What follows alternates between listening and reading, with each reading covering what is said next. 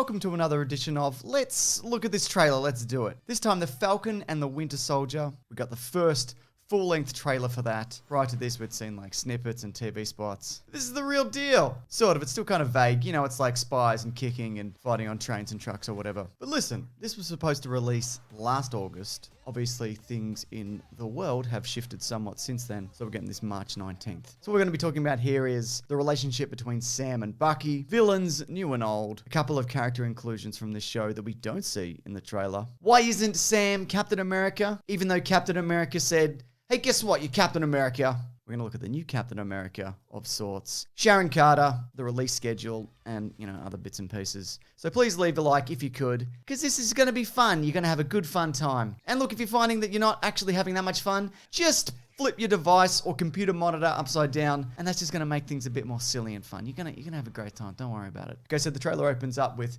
kind of a mediation between these two guys. And I guess the thing is about these characters, they're not really friends. They have like a very good mutual friend who they both love and probably would kiss given the opportunity. But you know how it's like, you know a guy and there's another guy who also knows that guy and you both like that guy, you're friends with that guy, but sometimes you have to hang out with the other guy, not the guy who's your friend, your friend's friend, and you're like, this fucking guy. You know what I mean? Feels like it's kind of that situation. They've lost the linchpin of their relationship. So things I'd imagine, you know, can be a bit awkward and a bit tense. Falcon also we've seen, he's a bit of a loose cannon. He's got a bit of snark. He's got a bit of sass. And Bucky is like an entirely different generation. They don't have that much in common, it turns out. Maybe. They'll grow in friendship. We'll see it in the show probably. We see though Sam when he jumps out of the airplane. It's a very Captain America move. If you remember the movie Captain America The Winter Soldier, he does a very similar thing, except he didn't have wings. And he lived. Who knows why? Now we get a returning villain in Baron Zemo, this time with his traditional comic book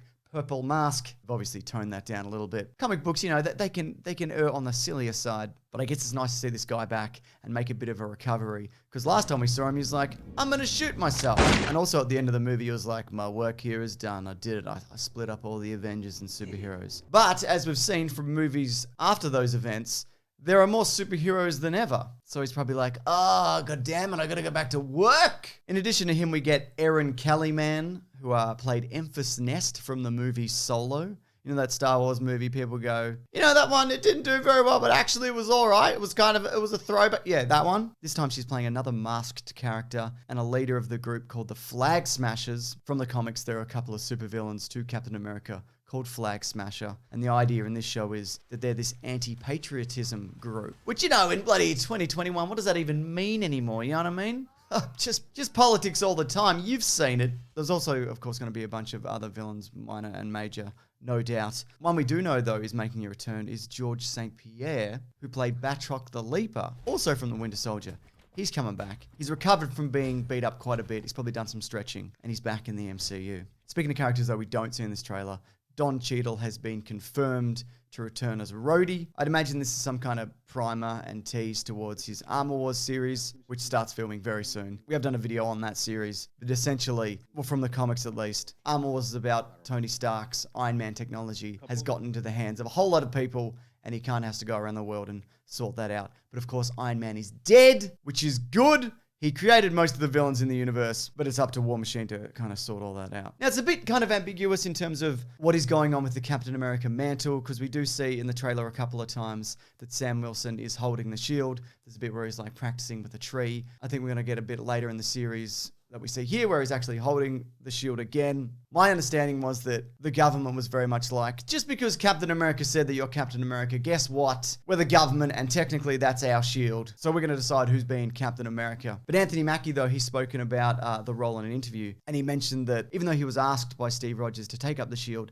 at no point in time did he agree that he was going to be the next Captain America. So that might also have something to do with this shield going over to Wyatt Russell, son of Kurt Russell and Goldie Hawn, actor Wyatt Russell. He's playing John Walker, or US Agent. Now, in the comics, John Walker was originally Super Patriot, and basically he's this former United States Army soldier. And according to the wiki that I looked at just now, he was like a dark reflection of Captain America and his views on patriotism. We also actually saw a bit of a character like that on Netflix with Nuke. Do you remember Nuke? Yeah, Nuke. Also, as far as powers go with this guy, obviously with this version, we haven't seen quite what he can do just yet. But in the comics, he has been enhanced, similarly to that of Captain America. Though it is said in a pinch he can lift 10 ton, which is probably more than Captain America, I think. He's also good at, like, you know, hand-to-hand combat, various weapons, aerobics, jumps and flips and kicks, you know, things of that very nature. So I'm not really sure what's going on with this guy exactly, but this guy, our US agent, he does feel like, you know, this is the government-controlled version of Captain America.